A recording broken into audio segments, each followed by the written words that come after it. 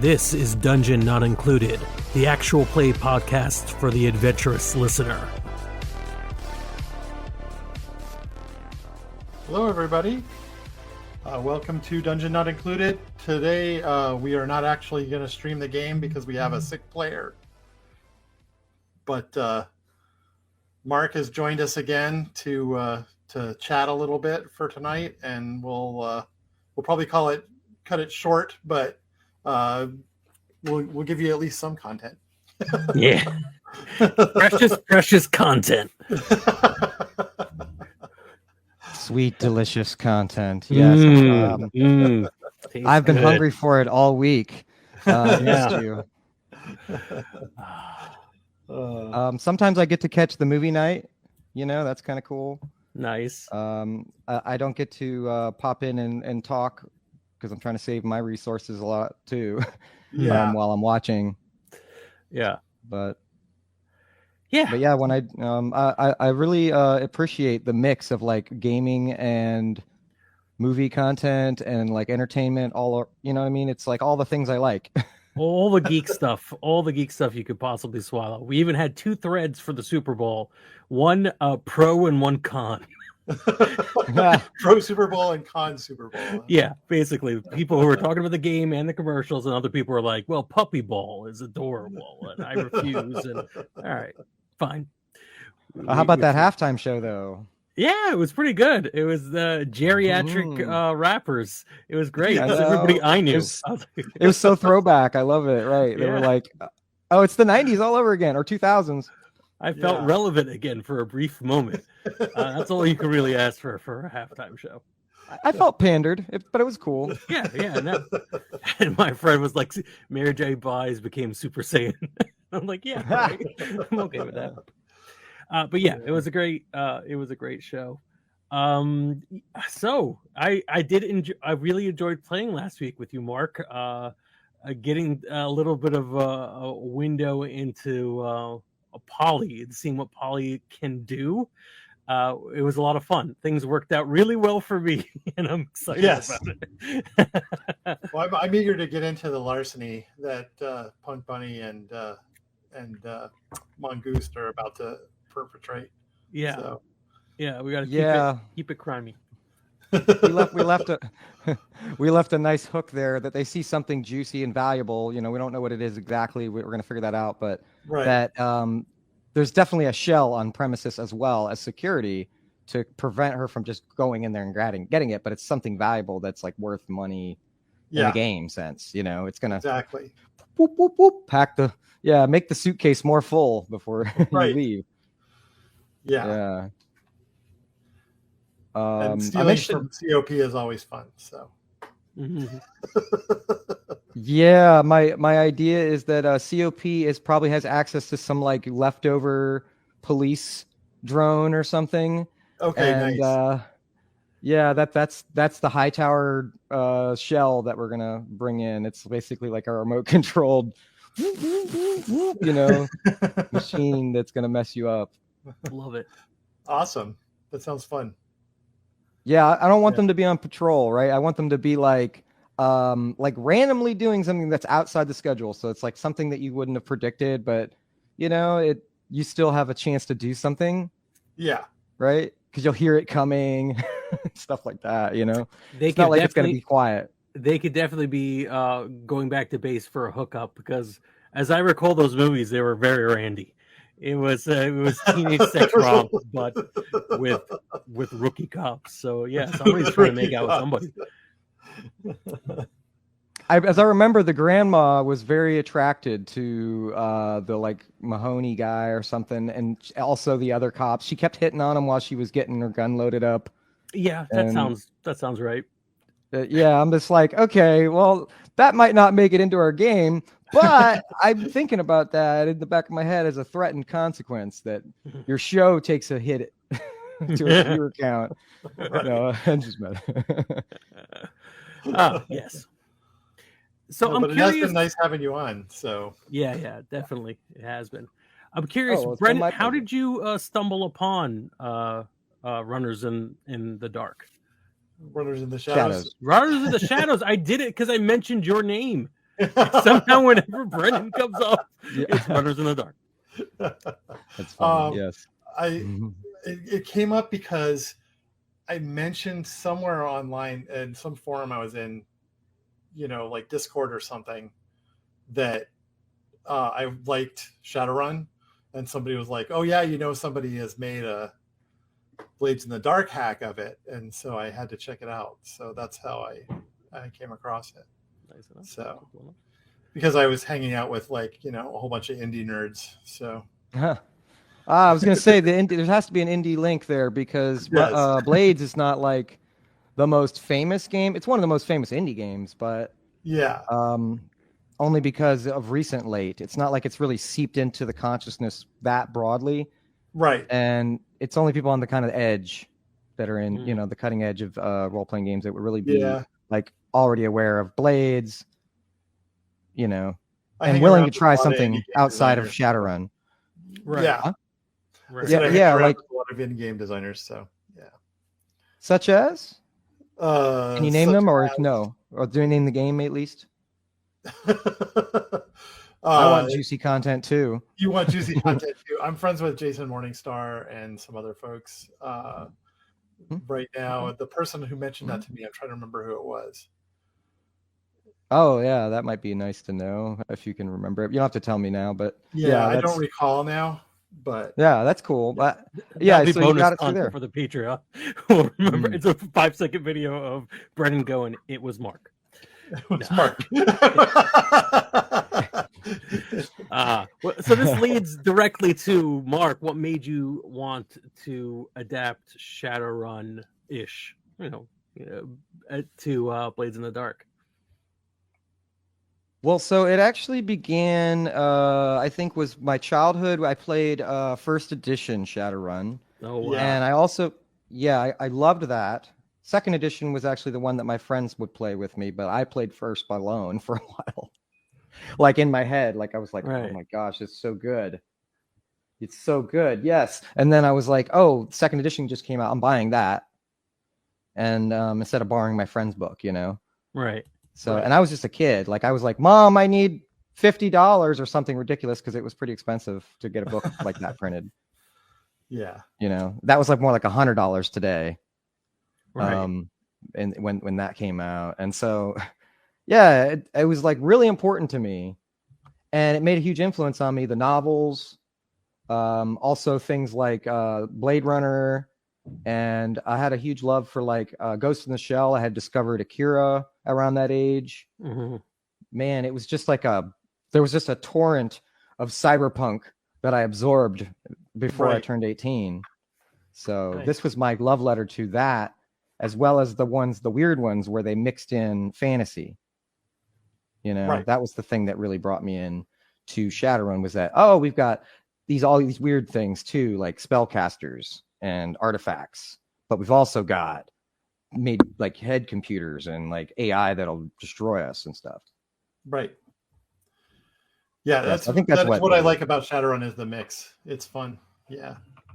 Yeah, I always consider it like baby's first cyberpunk in a way. Like if the most popular role playing game in the world really is D&D, and everybody kind of cuts their teeth on D&D, or many people do. It's kind of like, all right, how about we play something a little sci-fi, right? And then you kind of like the training wheels are Shadowrun, where you could still have goblins and orc, but you are definitely in a different genre. Yeah. Yeah, it's hard not to say it's D&D at times with computers and stuff and guns. Yeah. It's hard not to do that. Like at first, that's how I related it. And then I realized it was actually a bit more, it's a little bit underselling what it is, because it is a heist game at its root, at its core. Yeah. And so I agree. And actually, I feel like Blades in the Dark is better at heist stuff than D&D is. So That's another, and honestly, even better at it than Shadowrun is. So.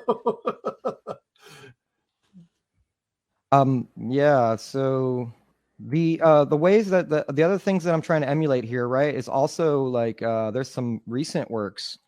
The character Takeshi Kovacs is pretty big in my head. I'm trying to remember the novel now. But they turn into a series on Netflix too, and that actually will bring a lot of people in too if they relate to that show. I'm gonna pull it up. It's in my text. Let's see here, Touchstones. Yeah, so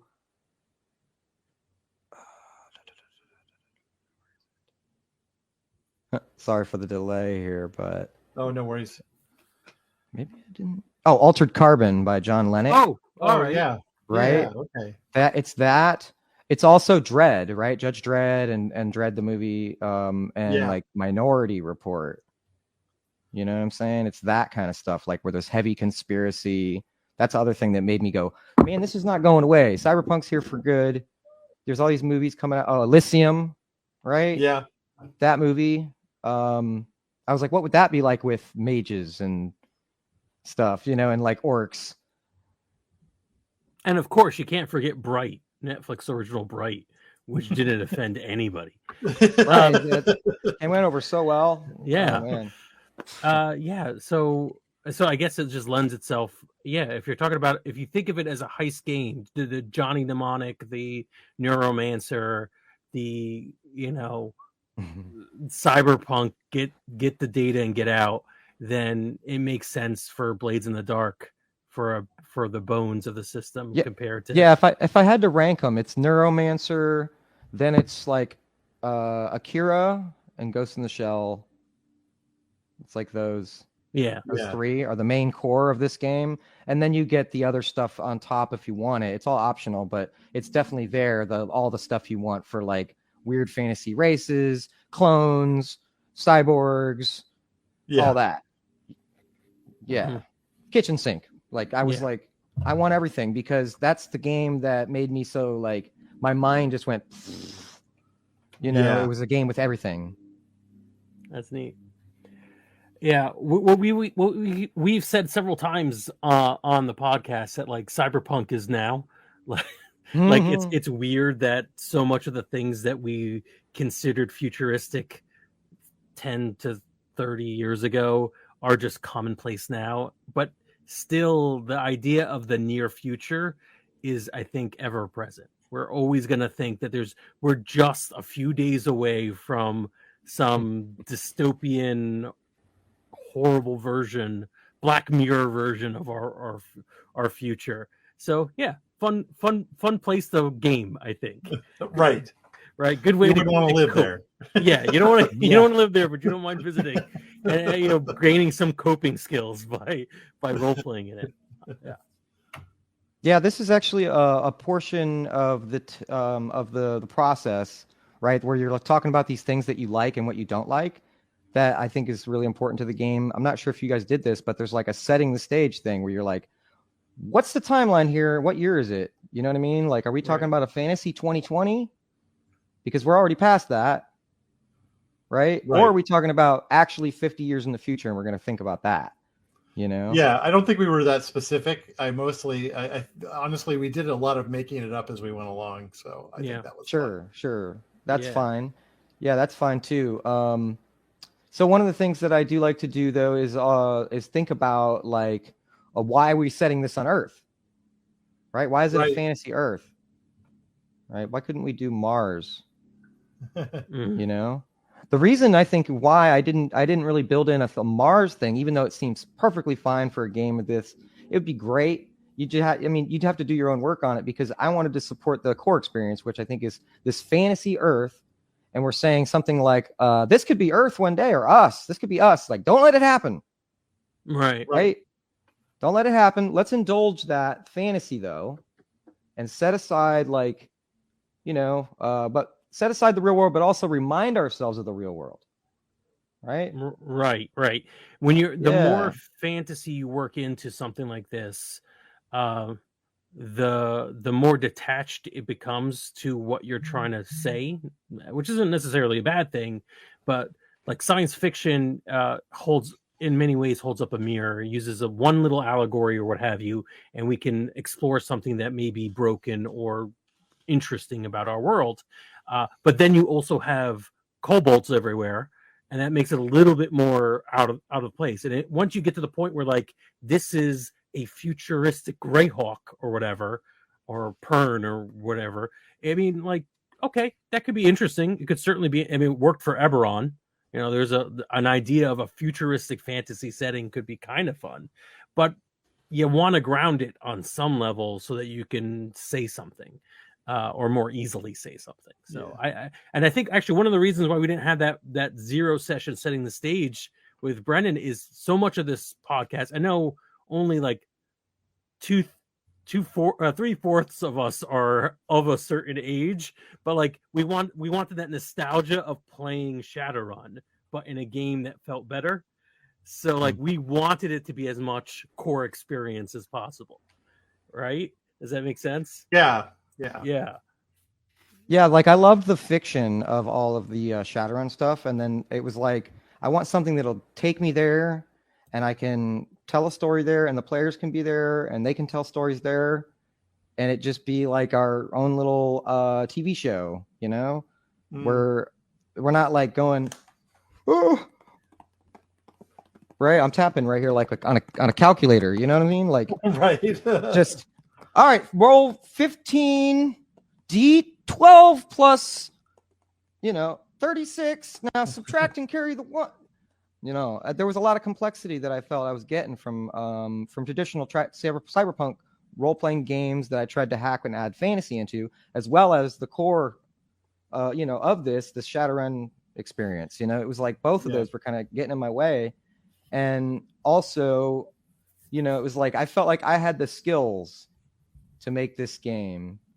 And also, there was this really interesting experience in my life that not many people will be really aware of, because like I started out, I was like this wonder student. Like I'm like a straight A student, Al. I'm learning all this stuff. I'm a reader. I'm doing building computers for my neighbors before I'm 18. I'm installing all of their operating systems. I'm troubleshooting their games that don't work. I'm becoming that, and I'm 15 or 16, and I'm about to finish school. My mom moves me away, and then she moves me to another state when I'm like right about to finish school. So I'm like, well, damn that, I'm gonna go back to school somewhere else. And so I'm 18, and I'm actually in college because I did all this. I quit school and all this, and I'm like, I'm trying to get away from the fam and stuff. Like I'm like, this is messing me up.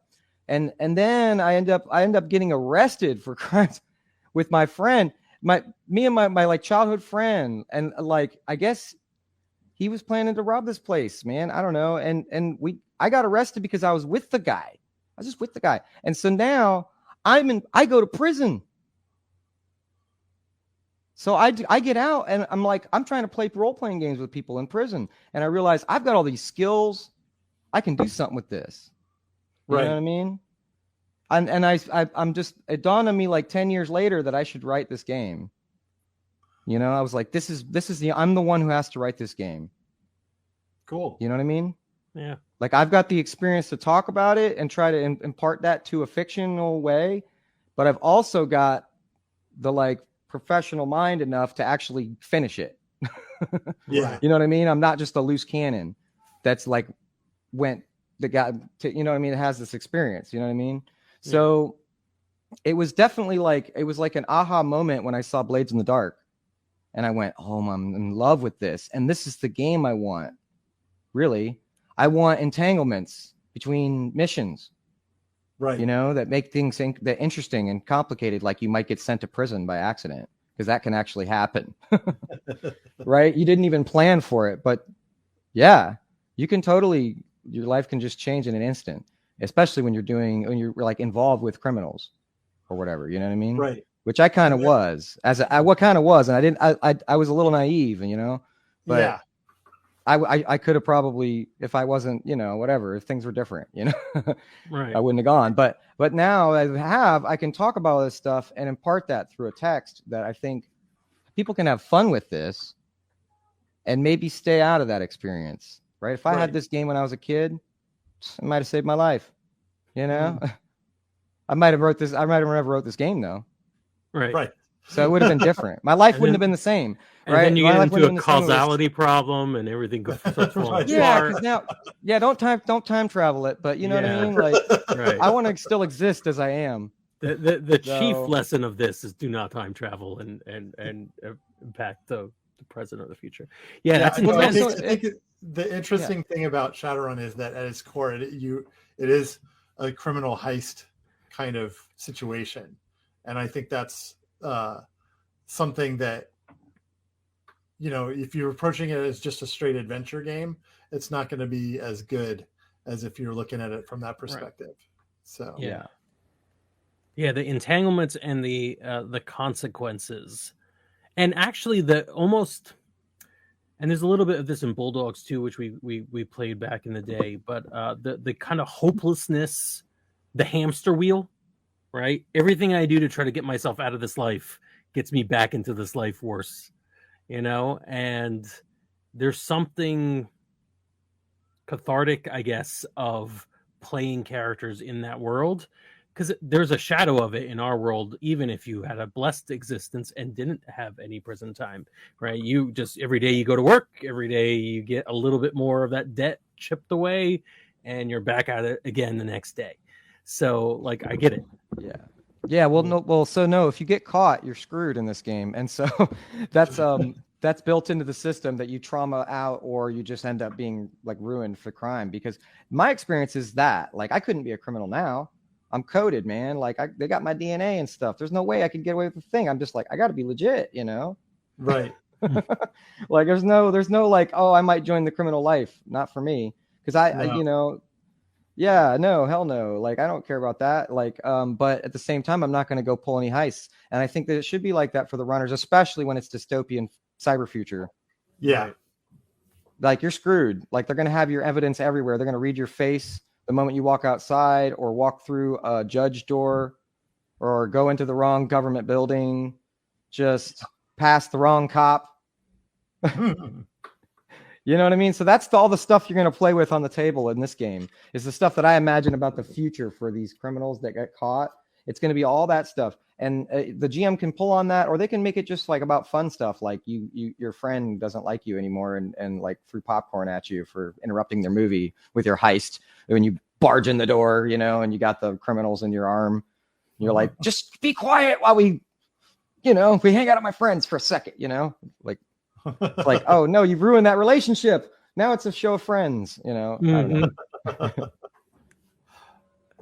Oh yeah. Yeah, you can have all that, and you can play it like you're talking about, and you can play it other ways, right? There's a couple ways to win in this game. Yeah. Right? You don't just win by like heisting yourself all the way to the top. You can also win by like accomplishing your personal goals, whatever those might be. So there's a lot of support for that, so you can win that way. And then there's I don't think Polly's going to end up heisting their way to the top. Yeah, I can't imagine it. Yeah, I think Polly's going to end up being a cult leader. So yeah. So when you hit that next block of money, you actually get special items, right?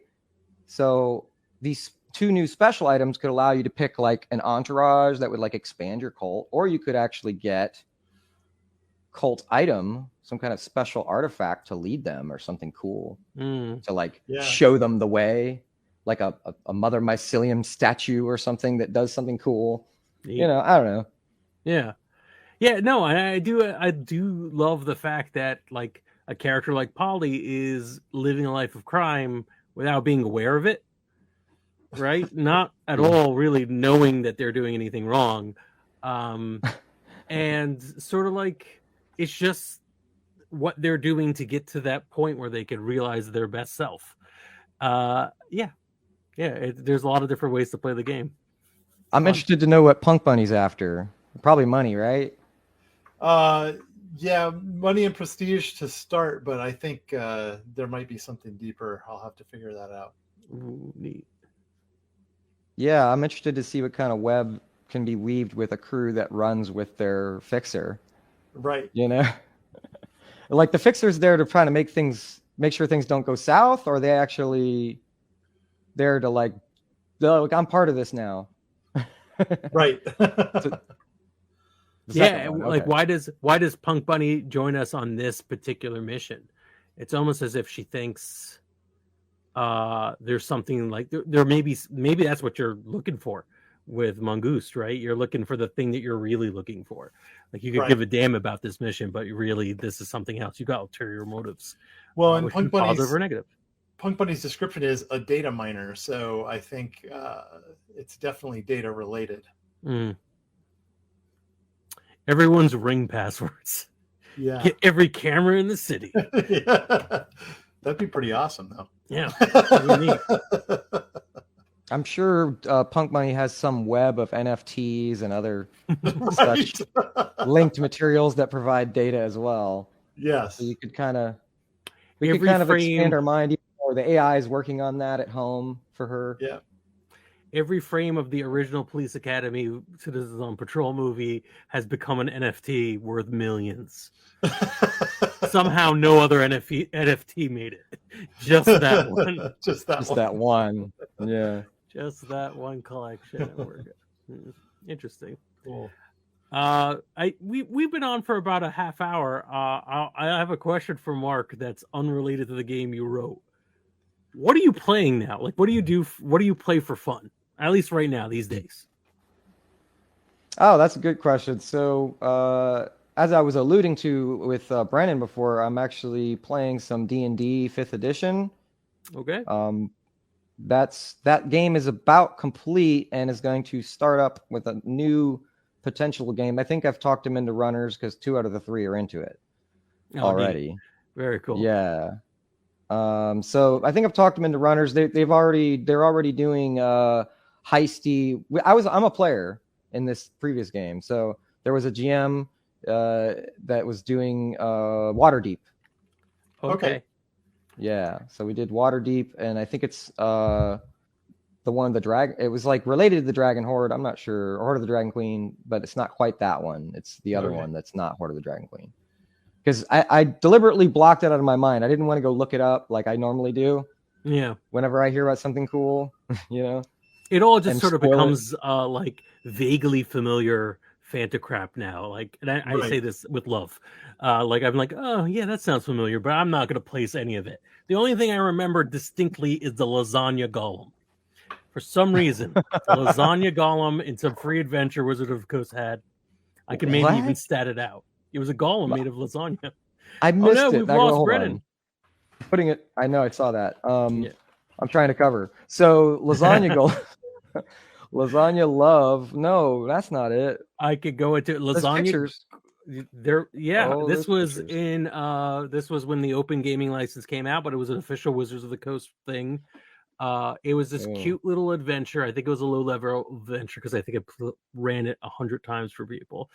And you like there was a wizard who just focused on pastry arts, and in their basement or something in their tower / kitchen was a golem made out of lasagna.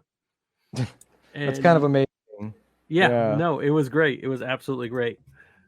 Brennan had to leave for a moment so that he wouldn't get spoilers because he's playing the lasagna golem game later on this week. I was literally taking lasagna out of the oven. That's what I was doing. Wow. Perfect. Wow. Well, that segues nicely into maybe you could infect the lasagna noodles that the lasagna sorcerer is using, and that would totally make the fight in your favor. Yeah. You could. There's lots of. They're trying to make you think outside the box. I think at that point it was very much just a by the books adventure. No, psilocybin lasagna sounds amazing to me now, though. Like the lasagna golem of psilocybin is just like, why not? I think it works. I'm still so upset that my mushroom risotto in the middle of the afternoon for a birthday party was rejected by one person. It was like, no, I'm not gonna eat this. What is this? That was Brennan's doing, I believe, right? Yeah, no, you had to come up with why did this fail? Well, actually, why would this succeed? Right. Why would anybody why would anyone want the mushroom risotto for a birthday party? No, I bought it a little bit because I thought about when my friend brought me a mushroom risotto, and I actually did eat it in the middle of the day. I think you can. I mean, it's perfectly reasonable, but you know, they didn't bring it to me like out of nowhere, though. I was at their house already, but you know, yeah. Mm-hmm. So yeah, I can't wait to find out more about what's going to happen with our characters in this game. And yeah, it's interesting. Of the 3 core player characters, putting Punk Bunny aside, right? I think Mongoose is the only one who feels like a career runner. You know? Yeah. A real runner. Yeah, right? Yeah. The rest of us are just sort of coming along, or by necessity in the case of Jackie. But yeah, it's interesting. Even with 3 characters, you could play it in a myriad of different ways. I'm interested. What is Jackie's background? Do you remember what that was? Jackie was an orphan. Oh, right, orphan. Who was raised at that orphanage, but has had this transformation sort of curse, so that they wake up every day looking different. So. Oh, that's cool. Yeah, that's something you've been playing around with a lot. This like kind of custom interpretation of that, which I really like. Yeah, they could be something different every day, and they can also control it at times with effort. Right. Yeah, that's really cool. The fact that they're like this tiny orc right now is just blowing my mind. I keep like, right. I want someone to be like, "What are you doing with that orc child?" or something, you know, next time. Like, save the boy, save the child, you know. Little do they know, you know. Right. That's one who's like, let's go in there and I'm going to be a devious little kid, you know, who's going to beat stuff up. So we'll give him a chance to kind of shine on screen with that, I think, by having some kind of a, oops, you know, if this happened. And then also, I think, you know, I was just thinking about this ritual. Mm-hmm. Right, you got the 666, so it's probably going to be shorter than it normally would be, but it's still like going to take some time, right? Like I'm imagining in my head, like we could maybe draw that out a little bit, right, to make it drama. Sure, that would be fun, right? Some of like those you're still folks coming back. Yeah, you don't have to prance across the field on camera to get it to work, but you know what I mean. You still got to kind of like do the hand motions for a while and look at the moon and say your whisperings and do all that magic stuff for a little bit. Yeah, and it also like part of the effect is to chill everyone out and what have you, and make it a day glow black, like a black velvet black light poster. So if that's actually happening throughout the entire compound because it was so successful, I would not complain. That's or try to bottle it up. And this is it, man. This is get your bongs and enjoy. Yeah, the blue ebb of the lights starts to come from nowhere out of the ground and like pulsing from the rods that are like built there. And it's like, ooh, I want to kind of go to that neon spot. A very chill rave. Right. Yeah, good trips only, right? Mm-hmm. Absolutely. Well, yeah, that's part of the fun of this character is trying to avoid the tropes of mushrooms in fantasy games where it's like everything is dark and evil and it's all decomposition and it's all, or you know, non-consensual psychotropics. No, none of that. Some of this is just about like, hey, we're all connected. This is a circle of life. This is more Simba talking to you know, like than or Mufasa talking to Simba than it is than some crazy stoned acid hippie. He just likes the aesthetic though. Well, microdosing is a thing too. So yeah, there you go. Yeah, and actually, there's new research being done there that I'm right on the cutting edge of that I thought about incorporating into the game a little bit, where you could expand your mind. You know, I think there's lots of ways that players will imagine to do this, and I love that you chose this one.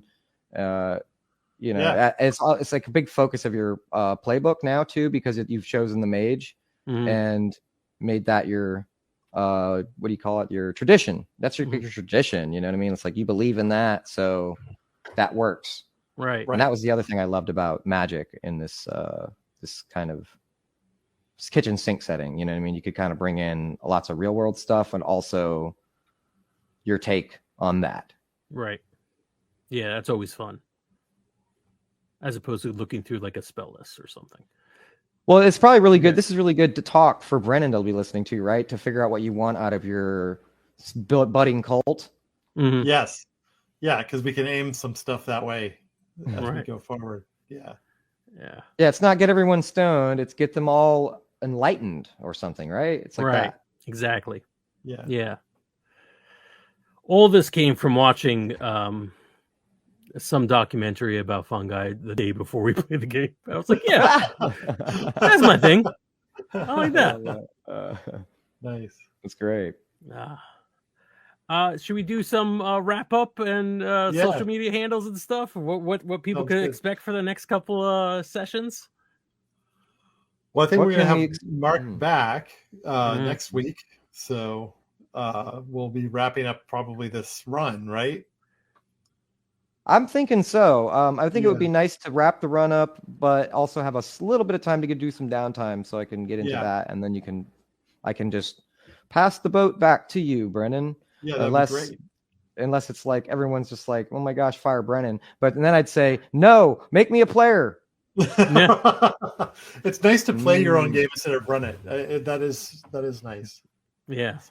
No. I think you guys will do fine anyway, even if I never came on, you know. But I think it's cool that we'll get these couple little shots in, and then we can decide what we're doing after that. If we still, I'm gonna follow you at least, you know. I keep following you, so. All right, awesome. I'll keep telling people about you. Hopefully, others will do the same. Right. Yes. Hint. And, yeah, if they're liking this kind of stuff, they definitely should watch it more. I think your role playing style is good too, right? Your actual play stuff. Thank you. That's cool too. Yeah, we try. It's kind of like fast and loose, and I like that. Yeah. Our actual play is extremely actual play. Yeah. Right. including last minute cancellations of right. You don't get more actual play than this. Yeah, true. Actual no play. Yes. And Brandon, you of course are running thousands of games throughout the week. Yeah. Yes, I do. Yeah. Yeah. Ooh, you want to talk about that? I didn't know I play about the One Ring game, the J.R.R. Tolkien setting, and I do we have a board game night now, so cool. I'm enjoying that. I like that. Okay, I did know about One Ring. It was I didn't know about the rest of the stuff you're doing. That's cool. So we got lots of stuff coming up for the next few weeks on this show in particular. You could catch up on Non-Productive.com /DNI crew. We were off Spotify for a few days, and I was like, should I even bother putting us back on? Is this a protest? Should I make this into a protest? And then they re-indexed us, and I'm like, all right, fine, whatever. All right, fine. I'm still debating it heavily, but everything else is working a-okay. I have one thing to say. We do have some bonus content today from the SNL nerds. That is the worst.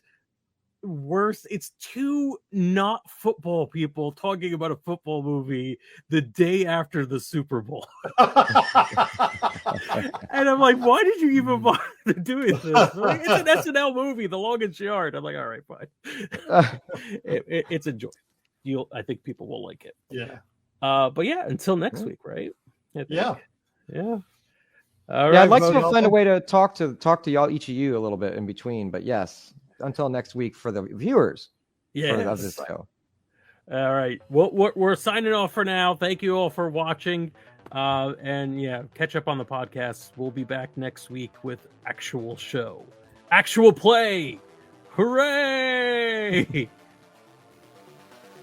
Hey there, we hope you enjoyed this episode of Dungeon Not Included. If you did, please tell a friend and leave us a 5-star review and encouraging comments on iTunes, Stitcher, Google Play, or wherever you get your podcasts. It really does help spread the word for new shows like ours. You can follow the latest from the Dungeon Not Included crew on Twitter at DNI Crew, and over at Facebook at Dungeon Not Included, or at our home on the Non-Productive Network at Non-Productive.com/DNI Crew, where you can find articles, character sheets, and Patreon exclusives, as well as our latest episodes. Thanks!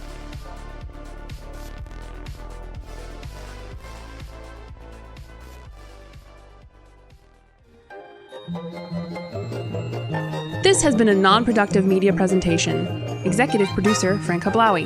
This program and many others like it on the Non-Productive Network is distributed under a Creative Commons Attribution Non-Commercial No Derivatives license. Please share it, but ask before trying to change it or sell it. For more information, visit non-productive.com.